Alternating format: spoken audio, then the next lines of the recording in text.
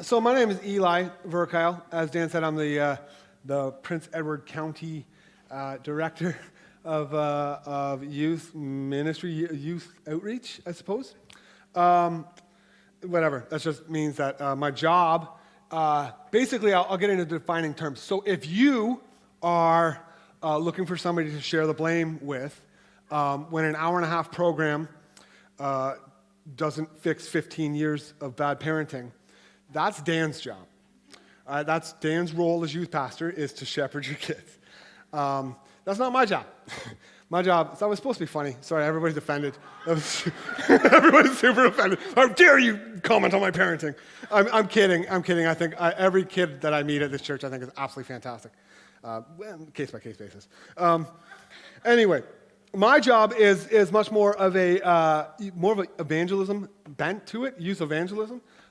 So we are a parachurch organization. It means that we work alongside the church, not in lieu of, but alongside as an extended arm out into the community, trying to go into the places that students are where the gospel isn't yet. Fair? So we try to, meet students where they're at and shepherd them and do a lot of pre-conversion work, and then eventually, hopefully, advance the gospel to such a point that students can make a decision. That's where we're at. So,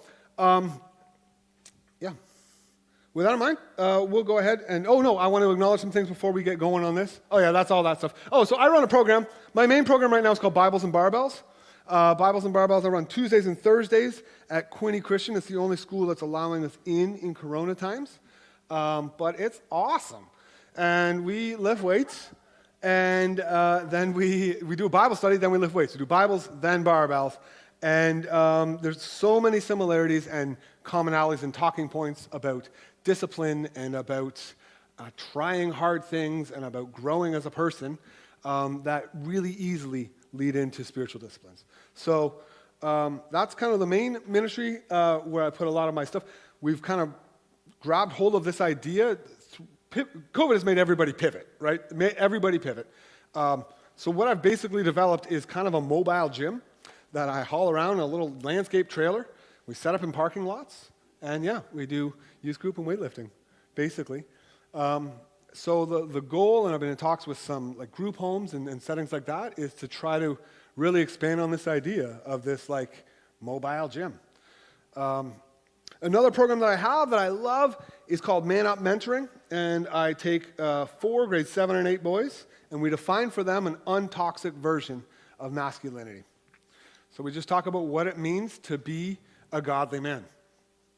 And our basic thing with that, we come back, we say the same mantra kind of every week. And every week it says that a boy avoids responsibility, a man accepts responsibility, but a godly man adopts responsibility. That's kind of what we're about there. That's just a little tidbit. That's for free.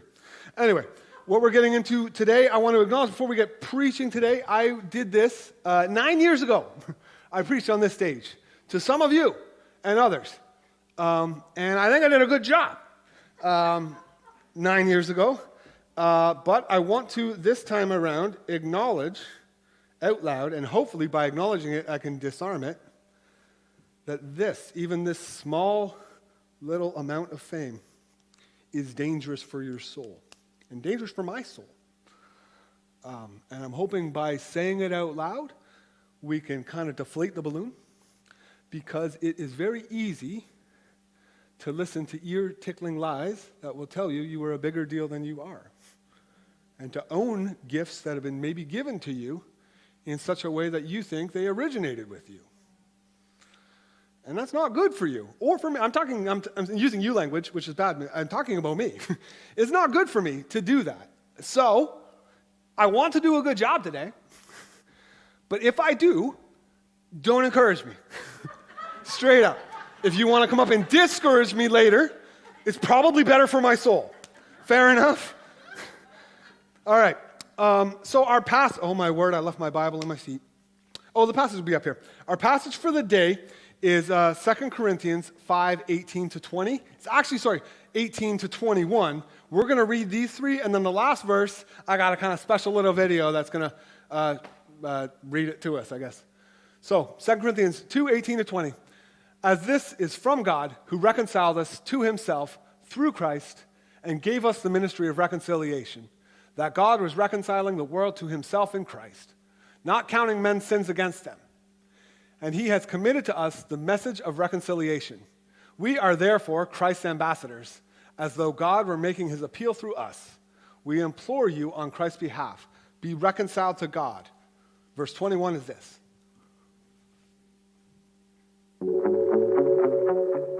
God made him who knew no sin to become sin, that we might become the righteousness of God.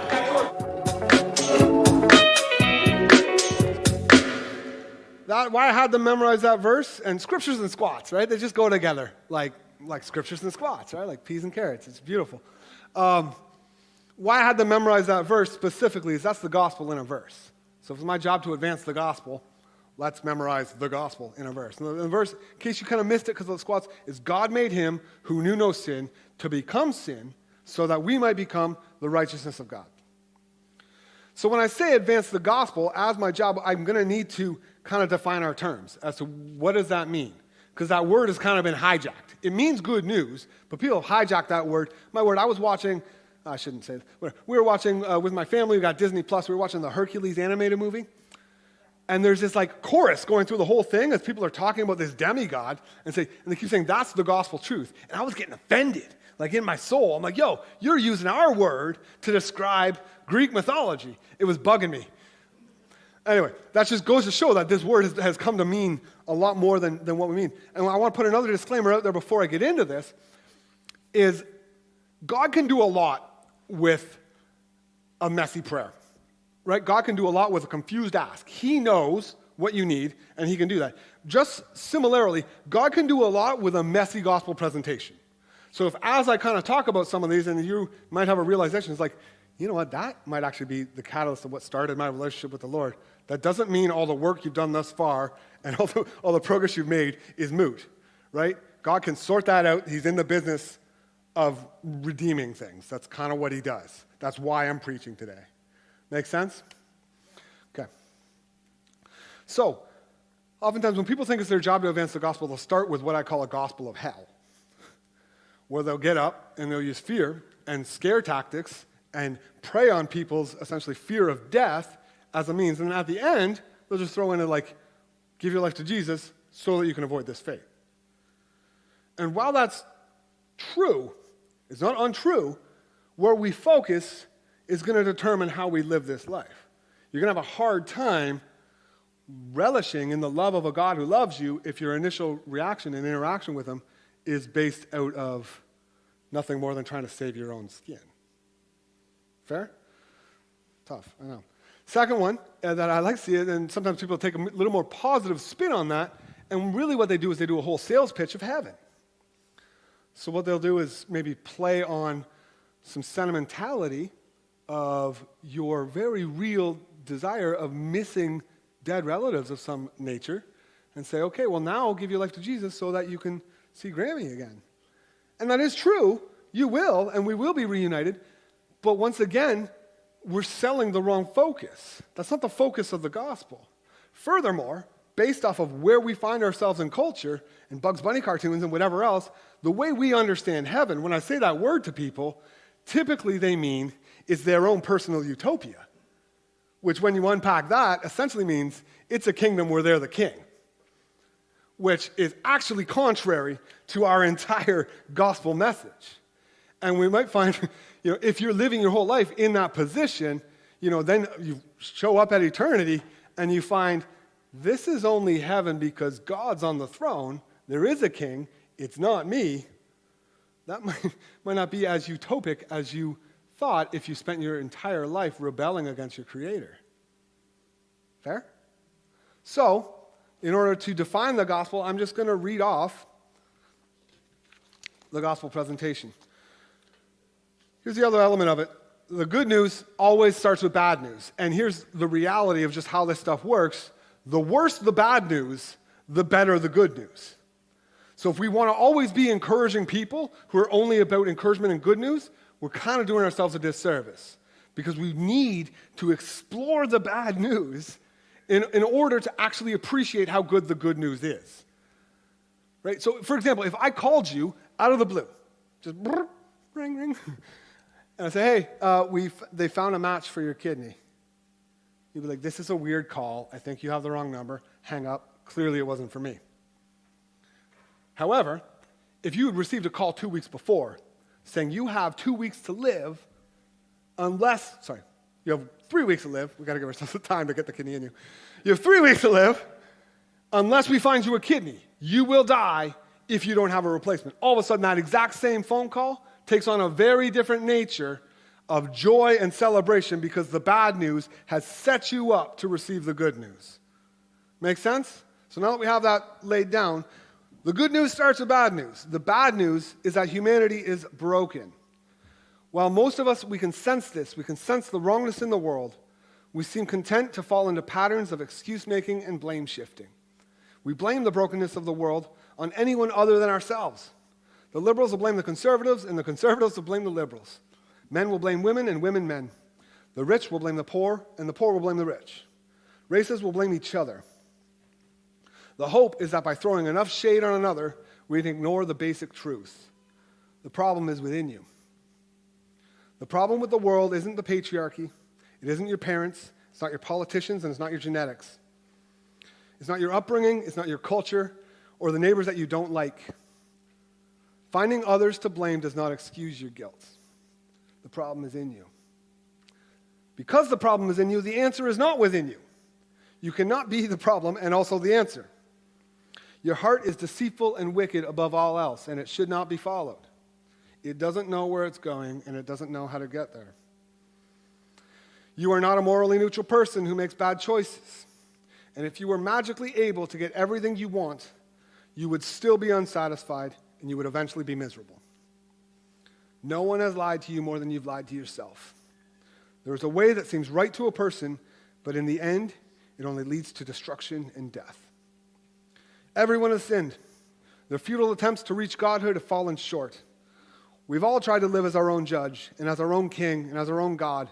And in doing so, we've rebelled against our Creator. We've set ourselves up as his enemies.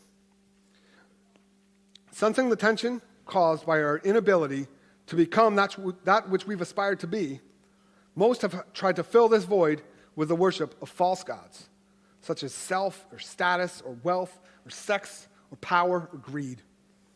These are hollow endeavors. These are counterfeit pleasures that only distract you from your hunger. They're hollow carbs. Yet, even in the numbing and relentless pursuit of these futilities, we can be graced with moments of clarity. Moments when we can feel our hearts cry out to be made whole and to be restored to the peace of right standing with our Creator and our world. Knowing our hopeless plight, God, who is rich in mercy, intervened. He became one of us, taking on the frailty of humanity. See, man tried to become God and broke everything. So God became a man to fix everything. He lived a life of perfect submission, of humility and service. Bringing heaven to earth, he disrupted every corrupt system of religion, politics, and the exploitation of others. He flipped it all on end by revealing a better way of humility, service, and placing other people above yourself. His entire life was one mission. In a final act of obedience, he surrendered his life on a cross to die at the hands of men that he created. In his death, he took upon himself the due justice and the wrath deserved for our rebellion and our folly. Friends, he didn't just die for you, he died as you. After 3 days in the grave, Jesus Christ rose from death, forever declaring victory over Satan, sin, death, hell, and appeasing the wrath of God. The resurrection declared that he who spoke the first word and is the word reserves the right to the last and final word. His blood speaks a better word. He rose saying that no matter how low into the pit you've fallen, no matter how frequent or severe your mistakes, no matter how hard your rock bottom, and no matter how strongly you've come to identify with the chains that have tied you down, you still have a chance to be called a child of God and adopted into his family. It has been won for you. Christ is our champion, and our victorious rescuer. And his resurrection yells out that it is not over and that there is hope for you. Romans 10 verse 9 reads that if you confess with your mouth that Jesus is Lord and believe in your heart that God raised him from the dead, you will be saved. This verse does not say that you need to get your act together, get cleaned up enough that you can come to the cross. You can't do that. The best you can hope for is swapping behaviors. Any attempt to garner self-worthiness by working is little more than an attempt to put God in your debt so that he must bless you. A genuine acceptance of the gospel takes three things. It takes honesty, it takes humility, and it takes courage. It takes the honesty to admit that you need to be saved. It takes the humility to admit that you are powerless to do it yourself. And it takes the courage to dare to believe that God could be this good. As you accept this truth and believe, the Bible promises that God will seal you as his own by implanting a part of himself, his very breath, as a deposit to live in you. This doesn't need to look spooky or be weird. It is through this presence of God in you that you are transformed, not in order to win God's favor, because we have that. Jesus bought that for us. But rather we do this to be transformed for the sake of freedom from broken patterns of thinking. We replace lies with the truth, and we heal from the hurts, the habits, and the hang-ups that have held you down. This makes you more and more like Jesus. And in doing so, you become like him so that you can bless others, and then you can work about bringing heaven to earth. But let's not get this twisted.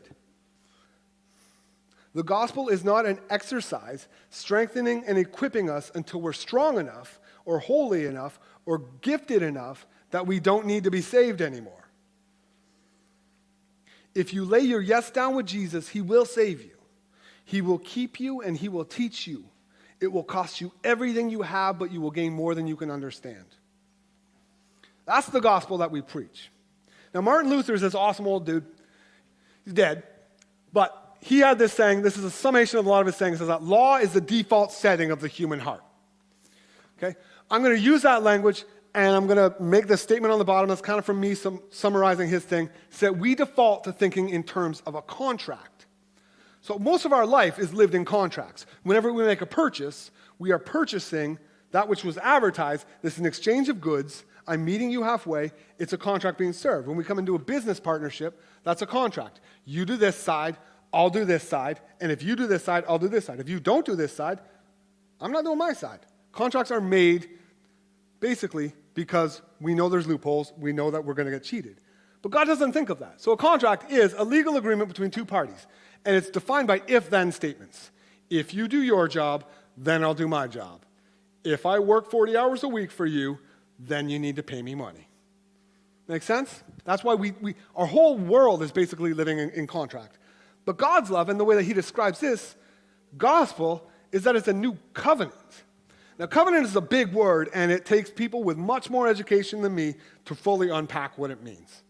I tried to go down that rabbit hole and present a bunch of information to make myself sound smarter than I am. But if I'm honest with you, I have a spattering of Bible college courses, all of them online, and I'm not really much of a reader, right? So what I did surmise is this, and I've checked it with some people who are smarter than me, and they said, yeah, that sounds good enough, which is fair. A covenant means to bind together. It is to dispose of oneself for the other. Our only real covenant relationships that we have are shadows of God's covenant. So that would be the institute of marriage should be, in a perfect world, a covenant relationship. Now, oftentimes we default back to a contract because that's the way that our brains want to work. But for the healthiest marriages, and when I look at old people who've just rocked this for like 50 years, I can tend to see them having glimpses and shadows of this covenant contract of God.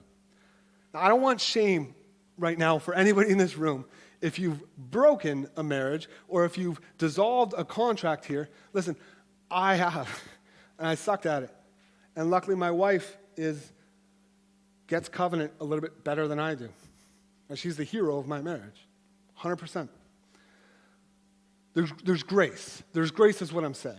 So if you failed at that shadow, that doesn't mean that you voided your covenant with God or his covenant with you.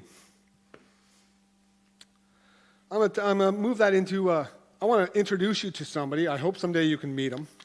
It's awesome. But his name is Future Eli. And I'm going to do a little exercise here because I think it's important, because I think oftentimes, I'll explain this a little more after we're done, but I think we all have a future version of ourselves. We're going to talk about how that affects our thinking with covenant and contract.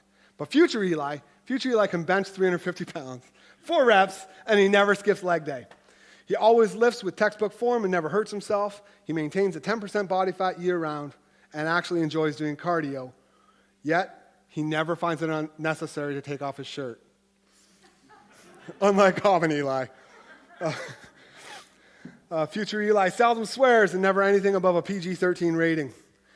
Future Eli can go more than 6 hours without looking at his phone. He doesn't become enraged to the point of fury when vehicles use the right lane to pass traffic getting onto the Bay Bridge. Future Eli doesn't need to fundraise because he can moonlight to support his own ministry because he doesn't require any sleep. Future Eli can read for more than 10 minutes at a time without getting bored or tired. He never skips or misses an opportunity to share the gospel out of fear of rejection. Future Eli can engage in heartfelt worship to any song, regardless of how many times he's heard it, or how repetitive it is, or if the band is off key or out of time. Future Eli is never insecure or worried about raising his hands in front of others. He has the ability to sit and listen at length while people talk on and on about themselves without getting impatient or jealous. Future Eli never has to white-knuckle his way past a beer store. He doesn't require accountability software on his devices. Future Eli doesn't immediately doubt or try to explain when people testify of God doing miracles. Future Eli can pray for healing without secretly thinking this won't work. He only disciplines his children with gentleness and wisdom, and never out of his insecurities or frustrations. He has enough time and energy to engage his kids every day and play on their level.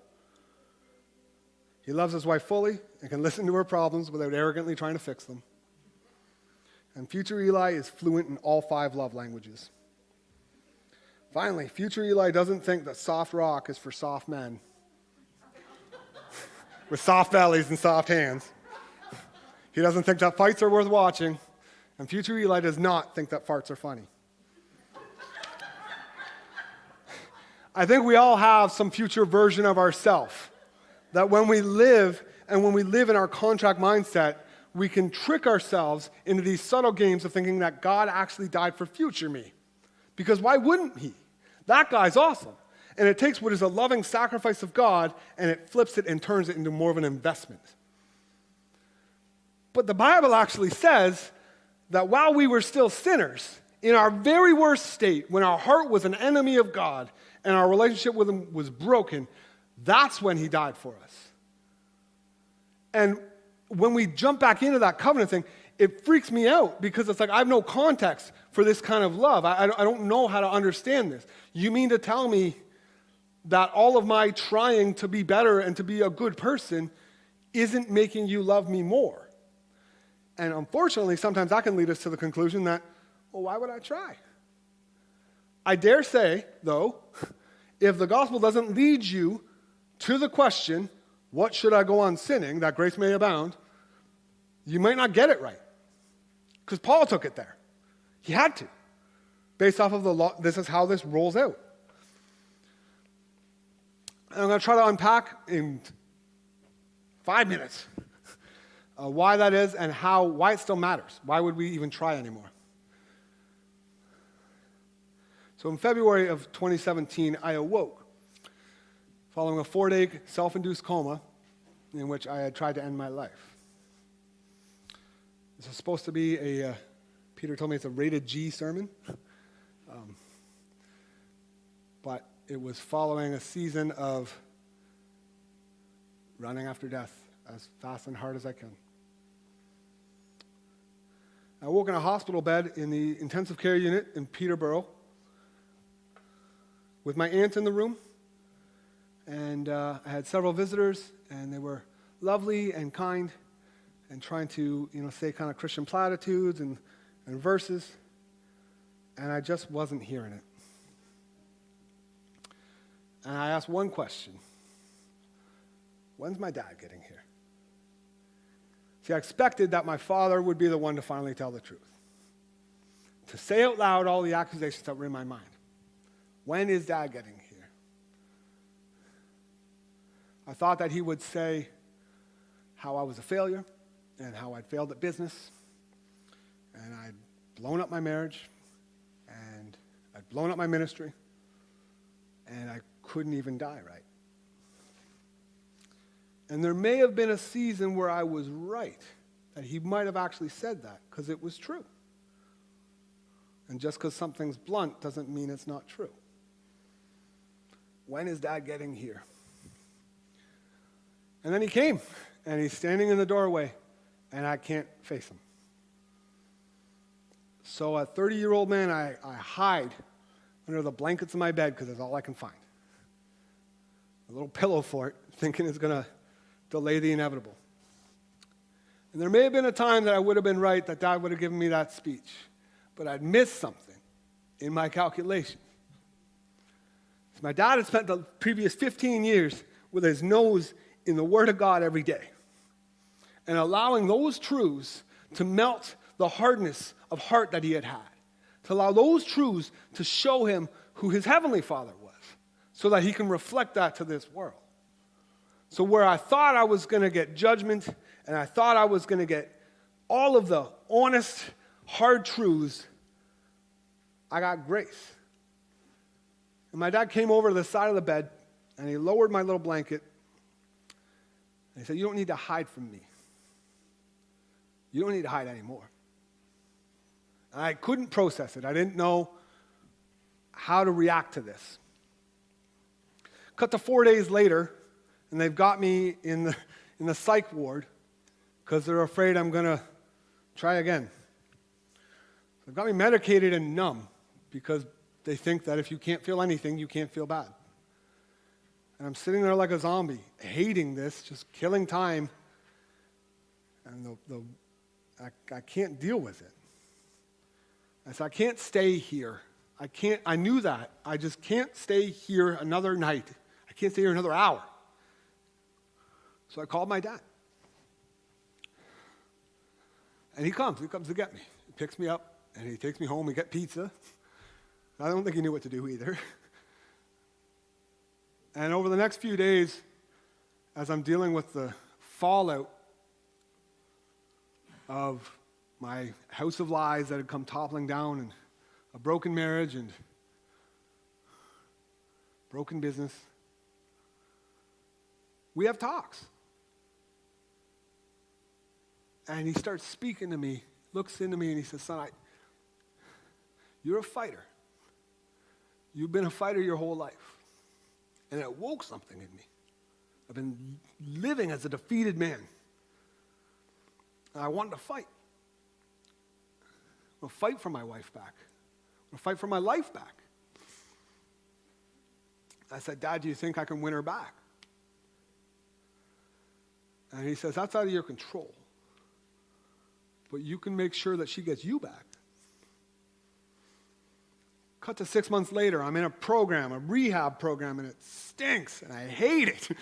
But I can't complain to my wife because we're starting to finally talk again, and God's doing a huge work of restoration and miracles there. And I'm just, every visitor that I have are great, but I'm trying to be encouraging and positive because they're teaching me about positive thinking and how you shouldn't, just wallow.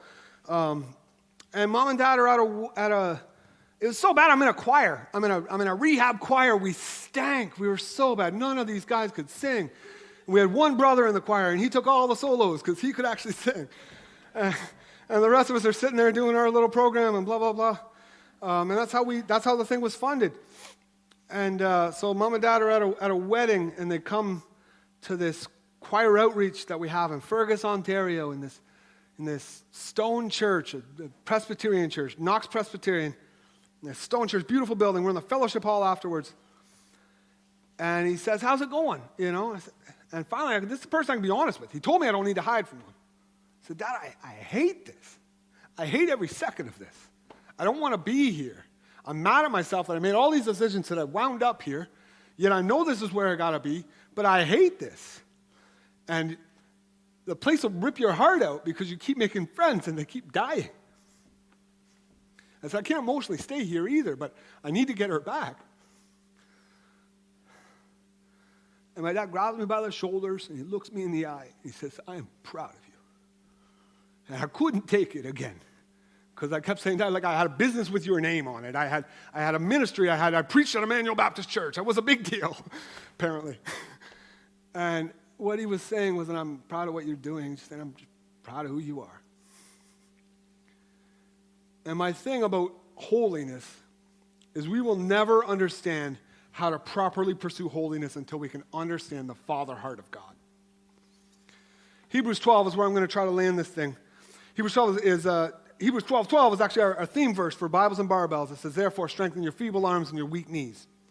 But Hebrews 12 starts like this sermon. It starts with dead relatives. Therefore, since we are surrounded by such a great cloud of witnesses, let us throw off all encumbrances and all the sin that so easily entangles, and let us run with perseverance the race marked out for us, fixing our eyes on Jesus, the author and perfecter of our faith. That's the gospel.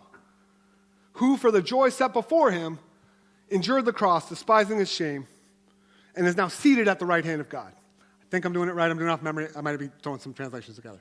Whatever.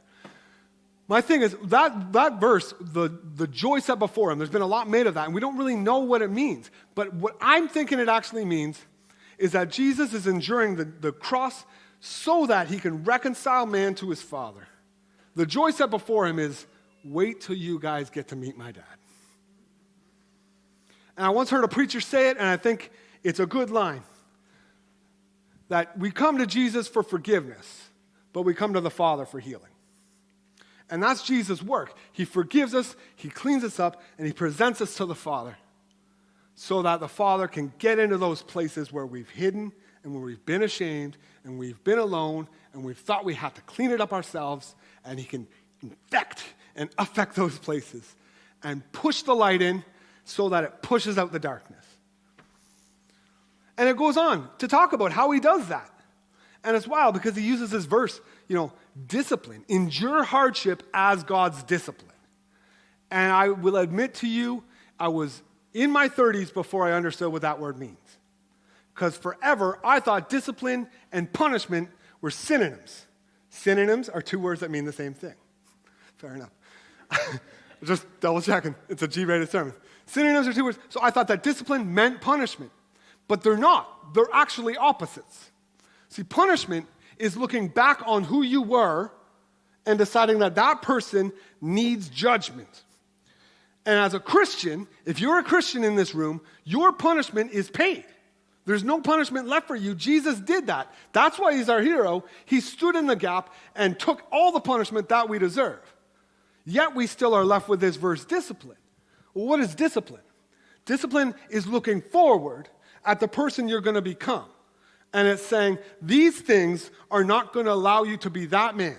And the man that we are all being, man or woman, we are all being conformed to is Jesus, is holiness itself. So we're in this pattern of discipline so that we can grow to be more like God. And as we do that, we see more clearly and we can see more and more how we got to do a deep cleansing. Make sense? I'm going to show you how that works in this last bit, and then we'll wrap it up, because I'm probably preaching long. So, Bibles and Barbells is built on this principle right here. It's called progressive overload. Progressive overload is a pretty simple concept. Gym bros are not smart, okay? And they get this. It's basically this. You lift heavier, or you increase your resistance. You do that by doing either more reps or more weight. You lift more weight so that you get stronger. Why do you get stronger? So you can lift more weight. Why do you lift more weight? So you can get stronger. Why do you get stronger? So you can lift more weight. That's it. And you keep progressing and progressing. If you only go in and lift the same weight every time, you might burn fat, but you're not going to gain strength. Make sense? Now, we have this word of sanctification, which is the holiness of God that we are aspiring to. Now, we're already covered. God looks at us, he already sees us covered in Christ. Meanwhile, in our healing process, we become holier and holier for the sake of becoming better people and more perfectly able to reflect the goodness of God to this world. So, we become holier. We work on some of our patterns. We develop the discipline of scripture reading. We develop the discipline of community. We need each other. If pandemic has taught me one thing, I need people. I need people outside of my own little people. I need other people because I got blind spots in stuff I don't even see in myself. And then I'd have coffee with my boy Dan. He'd be like, bro, like, did you know you were up to this? I'd be like, really? And he'd be like, yeah. I'm like, okay, that's something I got to work on. Make sense? So that's the disciplines that we put into practice make us become holier. But then as we become holier, you know what happens? The blinders of sin come off our eyes, and we see how much more we needed to be saved. You ever get to a point where God comes after your motives? You're like, oh man, like I'm just starting to work at doing the right thing. It's like, okay, but like why are you doing the right thing? And it's like, so that I'll be seen, and so that people think I'm an awesome person.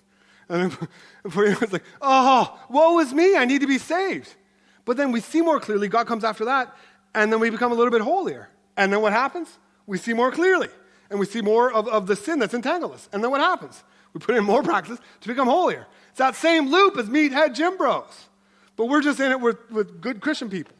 Make sense? You need spiritual discipline. You will never grow to a place of full healing unless you have it. And you need church. We need each other. You can't become yourself by yourself. So, let's engage it. Let's willingly engage it. Let's endure hardship as discipline. Because we know that God is good because he's got a father's heart that he wants to clean us up. I'm going to steal something from my boy, my friend, Phil Smith, who's been teaching us to celebrate recovery. And he says, when you have a punishment view of God, it means that if you're in a boxing ring, God is in one corner and you and your problems are in the other. That's a bad fight, man. You'll never win that. But if you have a disciplined view of God, it puts you and God in one corner and your issues in the other corner. That's the best corner, man, you can have, and that's going to enable you to fight with all of your might. And there's some days you'll rock it. Some days you'll be, journaling and praying and doing your thing. Every worship song will make sense. You're getting after it. Feels great. And there are other days where you will not. And you will be punched in the face, and you will be on the ground, and you go back to your corner, man, and he cleans you up, and he massages out the blood in your eye, and he gives you water. So get back in there, let's go again. Because my favorite verse in the Bible, it's on my mirror at home, it says, this I call to mind, and therefore I have hope. Because of God's compassion, we are not consumed. For his mercies are new every morning. Every morning, God renews his covenant.